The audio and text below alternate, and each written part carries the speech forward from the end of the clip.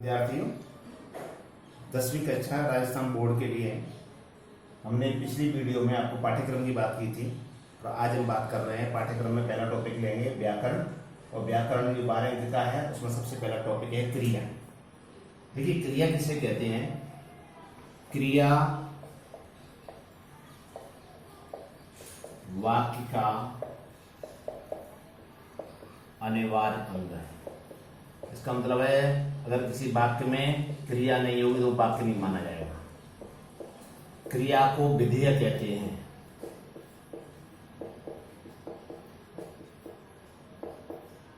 एक बात हो गई तो ये अनिवार्य अंग है, दूसरी बात है ये विधेय कहलाता है। जिन शब्दों में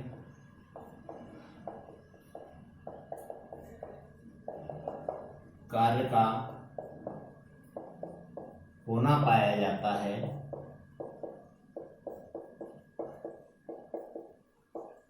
उन्हें क्रिया कहते हैं।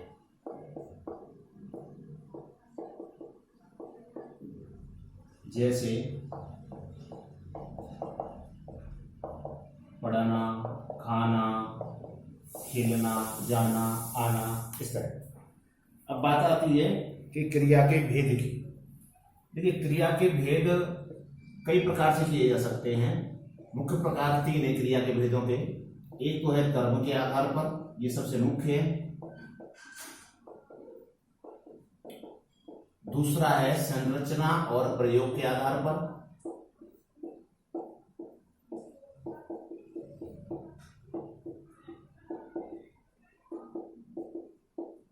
और तीसरा है काल के आधार पर।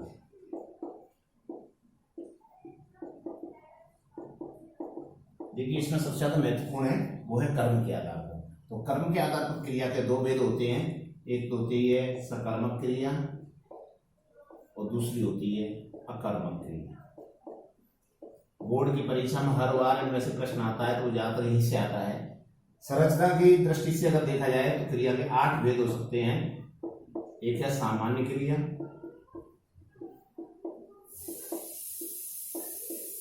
दूसरी है संयुक्त क्रिया, तीसरी है प्रेरणार्थक क्रिया, चौथी है सजातीय क्रिया, 5वीं है नाम धातु क्रिया,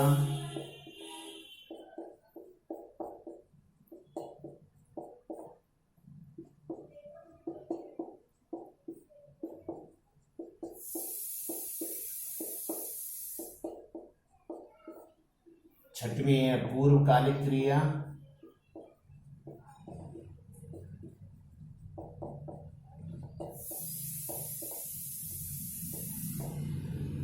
7वीं है कृदंत क्रिया,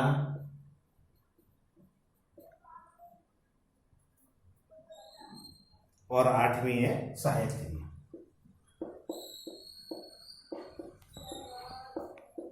ये 8 भेद प्रयोग और संरचना के।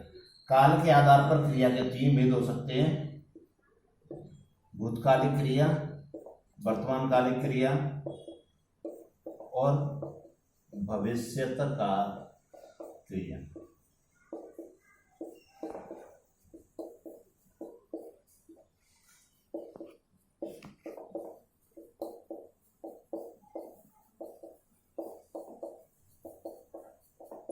देखिए, इसमें सबसे जो महत्वपूर्ण बात है वो है कर्म के आधार पर क्रिया की। कर्म के आधार पर क्रिया के 2 रूप हैं, सकर्मक क्रिया और अकर्मक क्रिया। अब देखिए, यहाँ सकर्मक क्रिया कैसे कहते हैं? जब क्रिया के प्रयोग के साथ कर्म आवश्यक हो, और जब क्रिया के प्रयोग के साथ कर्म न हो। जैसे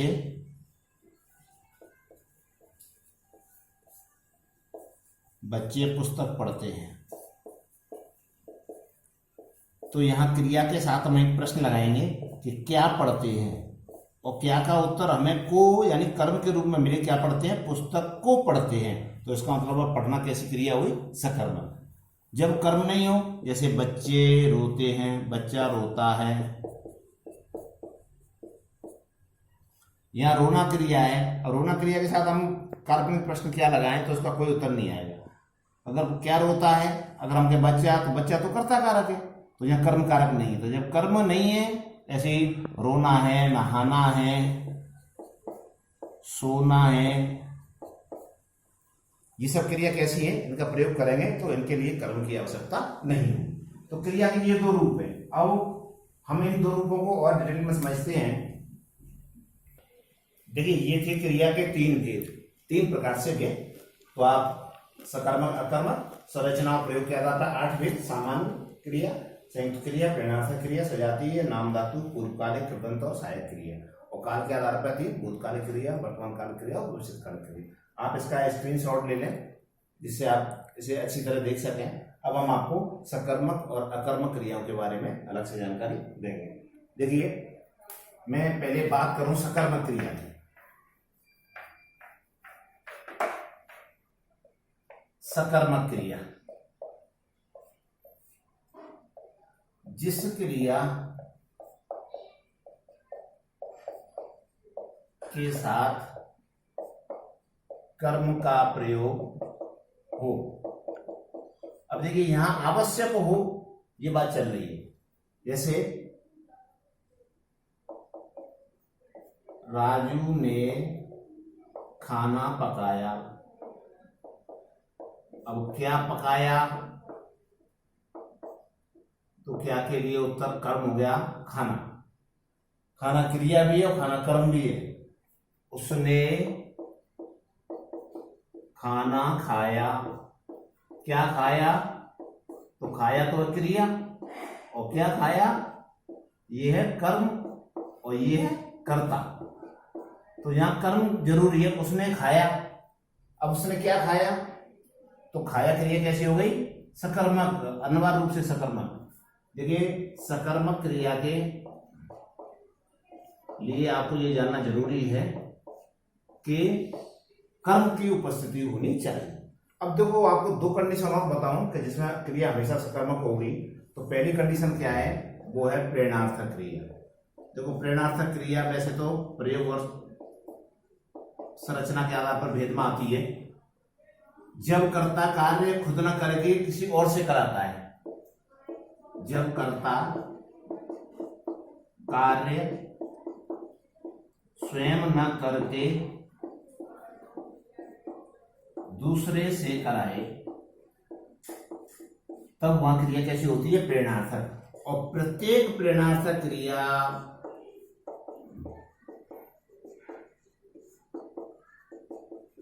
सकर्मक क्रिया होती है। अगर प्रेरणार्थक आ जाए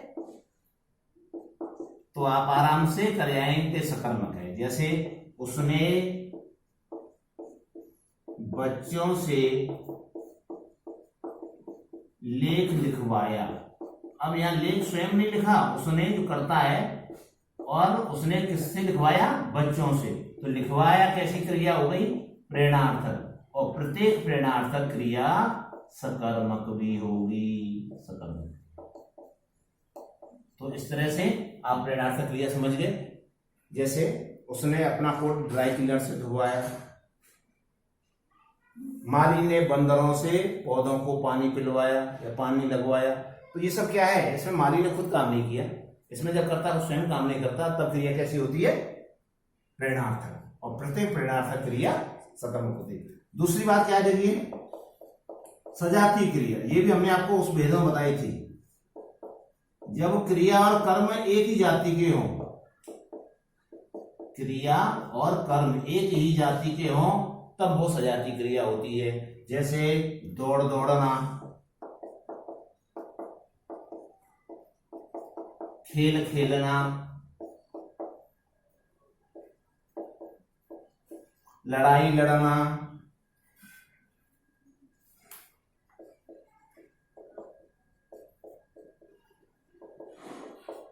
गरीब रोज पेट की दौड़ दौड़ता है।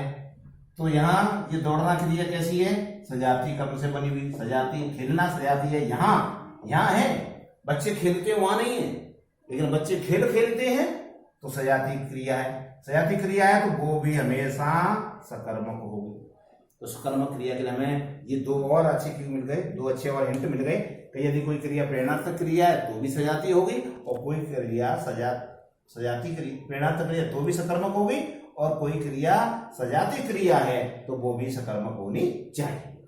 सकर्मक क्रिया में एक भेद और हम कर सकते हैं, वो ये कर सकते हैं कि एक कर्मक हो सकती है या द्वि कर्मक। कई बार परीक्षा में ये भी आ जाता है, एक कर्मक सजातीय क्रिया, एक कर्मक सकर्मक क्रिया।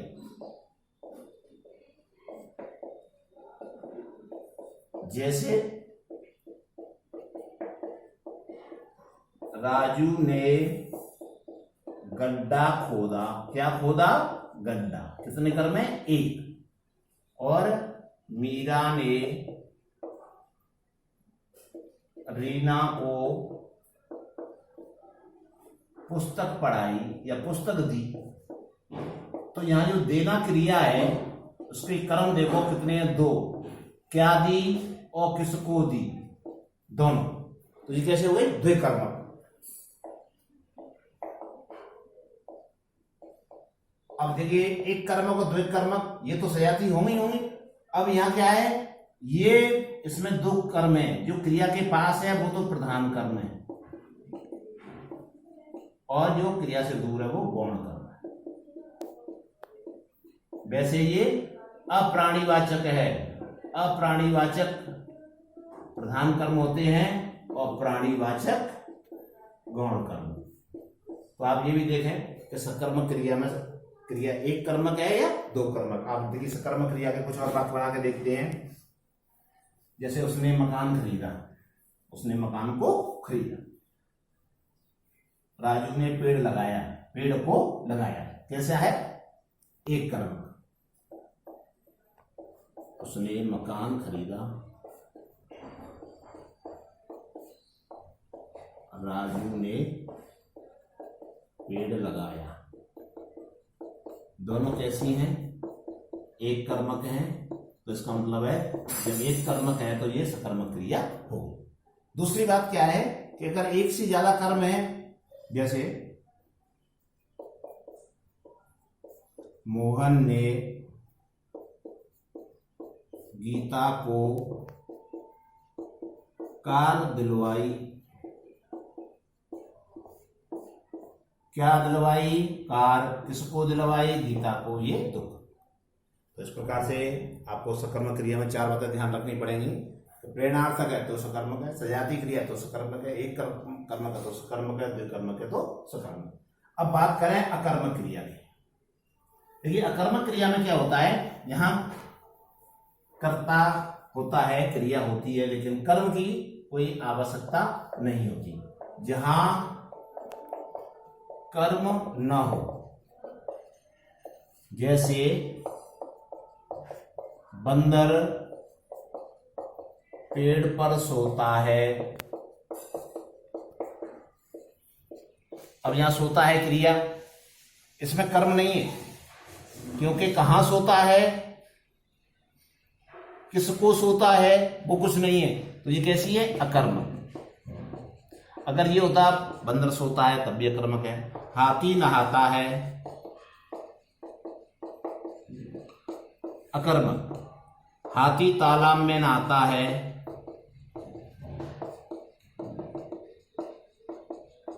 तो भी अकर्मक है, क्योंकि ये मैं है, ये पर है, मैं पे पर नहीं, हमें को चाहिए, क्योंकि कर्म की विभक्ति होती है को। तो इसलिए ऐसा जहां कर्म नहीं मौजूद हो वहां अकर्मक क्रिया होती है। तो ये बात हो गई सकर्मक और अकर्मक क्रिया की। सकर्मक और अकर्मक क्रिया आज आसानी से पहचाने। अब देखिए यहाँ कभी कभी क्या प्रॉब्लम आती है, समस्या ये होती है कि कुछ क्रियाएं दोनों तरह की होती है, द्विविध। द्विविध क्रिया का मतलब क्या है, वो क्रिया अकर्मक भी हो सकती है और सकर्मक भी हो सकती है। देखो दोनों प्रकार। अब इससे ये प्रयोग में आएगा, पेपर में यदि वाक्य आता है, ये आता है कि बच्चे खेलते हैं, तब क्या है, अकर्मक है। और बच्चे फुटबॉल खेलते हैं, बच्चे वॉलीबॉल खेलते हैं, तो फुटबॉल को खेलते हैं, ये बात हो गई। राजू गाता है, अकर्मक है यहाँ। और राजू गजल गाता है, ये हो जाएगी सकर्मक। बच्चे पढ़ते हैं, ये है अकर्मक। देखो क्रिया वही है, खेलना यहां भी खेलना, गाना यहां भी गाना, पढ़ना, और बच्चे अंग्रेजी पढ़ते हैं, तो ये क्या है, पढ़ना क्रिया सकर्मक है। तो ऐसी क्रियाओं को द्विविध क्रिया कहते हैं। और ये कुछ क्रिया ऐसी होती हैं जो नित्य सकर्मक होती हैं, कुछ क्रियाएं जो नित्य अकर्मक होती हैं। तो हमें ये देखना पड़ता है कि वाक्य में आप प्रयोग, आप 10वीं के स्तर पर तो यही देखेंगे कि वाक्य जो दिया गया है उसमें कर्म का प्रयोग हुआ है और क्रिया का प्रभाव, क्रिया का जुड़ाव कर्म से है, तो बहुत क्रिया सकर्मक। तो देखो ये तो बात रही सकर्मक और अकर्मक क्रिया की। अब अन्य क्रियाओं की बात करें, हमने अन्य 8 भेद आपको बताए थे, उसमें पहले नंबर पर बताई थी सामान्य क्रिया। जब किसी एक वाक्य में एक ही क्रिया होती है, जब वाक्य में एक क्रिया हो तो वो सामान्य क्रिया होती है। जैसे सीता गाना गाती है, तो यहां गाती है कैसी क्रिया है, सामान्य क्रिया। दूसरी इसमें हमने बताई थी आपको संयुक्त क्रिया। देखो संयुक्त क्रिया को कई बार उच्च कक्षाओं में रंजक क्रिया के नाम से भी, रंजक क्रिया के नाम से पूछते हैं। इसमें क्या होता है, जैसे उठा लाना, देख आना, खा लेना। अब देखिए यहाँ दो क्रिया है, उठाना भी क्रिया है, लाना भी क्रिया है, देखना भी क्रिया है, देखाना।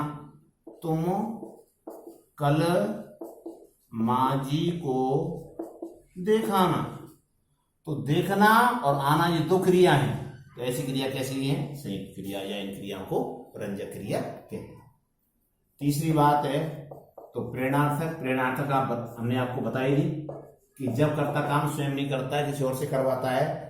जैसे खिलवाना, खिलाना की जगह खिलवाना, धुलवाना, पढ़वाना, चलवाना, ये सब क्रिया क्या है, प्रेरणार्थक क्रिया है। चौथी थी सजाती क्रिया।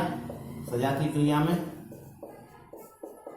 जब क्रिया और कर्म दोनों एक ही जाति के हों, जैसे दौड़ना, लड़ाई लड़ना, खेल खेलना, हंसी हंसना, रोना, ये भी, अरे वो तो अपना रोना रोता रहता है। तो ये कैसी क्रिया है, सजाती कर्म। ये सभी की सभी सकर्मक क्रिया होंगी। इसके अलावा देखिए एक इंपोर्टेंट आई थी नाम धातु। नाम का मतलब होता है संज्ञा। तो नाम धातु क्रिया वो होती है जो संज्ञा सर्वनाम आदि से बनती है। संज्ञा सर्वनाम आदि से बनी हुई क्रियाओं को नाम धातु क्रिया कहते हैं, या विशेषण से हो। जैसे गर्म से गरमाना, हाथ से हथियाना, लात से लतियाना। ये सारी क्रिया कैसी हैं, इन क्रियाओं में संज्ञा सर्वनाम विशेषण आदि है। हमने एक क्रिया बताई थी कृदंत क्रिया। तो कृदंत क्रिया भी होती है जब क्रिया शब्द के अंत में कोई प्रत्यय लगा हो, प्रत्यय से बनी हुई क्रियाएं। जैसे देखो हंस, हंस से हंसना,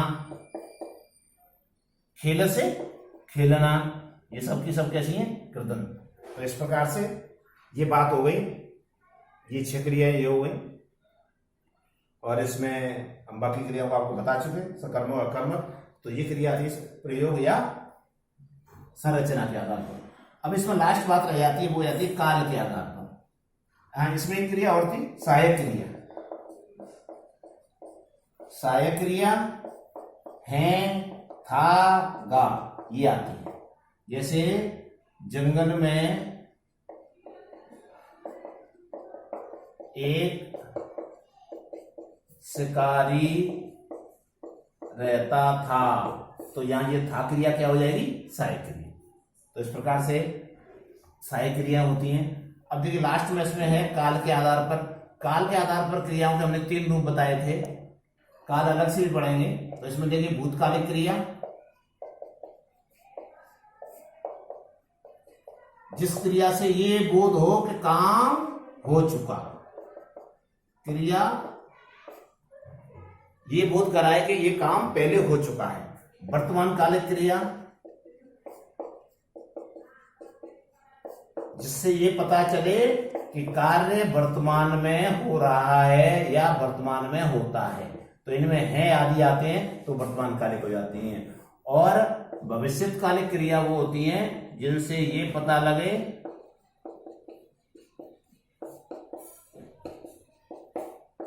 कि कार्य आगे होगा।